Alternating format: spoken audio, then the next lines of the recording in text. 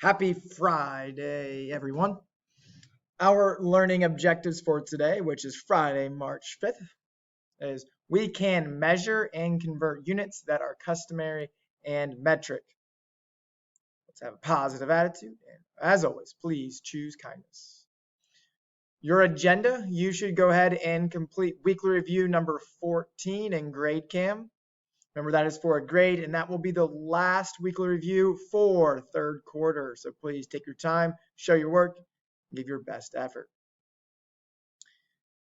Once you do that, you can spend a little time on Success Maker, or you can spend some time on Arcademics and play Grand Prix practicing your math facts. Next, we are going to practice measuring and converting units. And then there's no homework.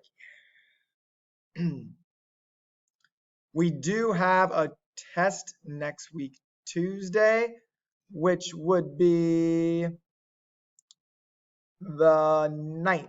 So March 9th will be the test. What you all have been waiting for is the joke. Why couldn't the sesame seed leave the casino? He was on a roll. Good stuff. All right. I just need to explain what this practice measuring and converting units is, and that'll be it for today's video lesson. This is posted in Google Classroom. It is the unit conversion practice. This is what your test will look like for the unit conversions. When we have constant speed, or like the dirt, d equals r times t, that will all be on Math Excel, but unit conversions is going to be a performance test. So you'll have to go around and measure things, get the units, and then you'll have to convert it to a separate unit. Okay, so what we're doing here is just practicing for that. What we'd like for you to do is find an item around your house, and we want you to measure it using either a ruler, a yardstick, something like that. But we want you to measure in a customary unit. So let's say I'm at my house and I want to go measure my fridge. I would refrigerator right here. Then I would go measure my refrigerator. What is the length of this item in units? Let's say I measure it in feet, and it's 4.5 feet. That's what I would put here.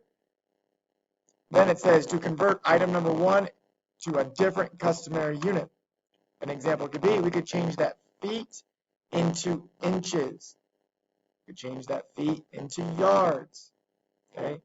Show that work here using either dimensional analysis or equivalent ratios. If you do not show one of those two ways on the test, you will not get credit.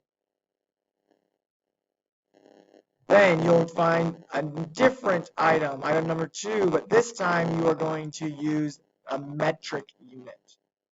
So write whatever you want to measure right here. After you're done measuring it with a metric unit, write your answer here. Examples can be millimeters, centimeters, meters. Those are probably the ones you want to use. Then convert it to a different unit. All right. The last one is the third item, and that is a student choice, so I don't care what you choose to measure, and you can use any units that you would like. Just tell us what you measured, what its length was, and then you're converting it to a different unit. But if you measure something in customary, please change it to a different customary.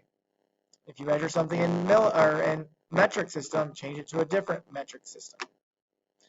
And that is what you need to do for today's lesson. If you can, as always, if you have questions, please make sure you reach out to your math teacher. Have a wonderful weekend, and if you're watching this on a Monday, make it a great Monday. Bye, everyone.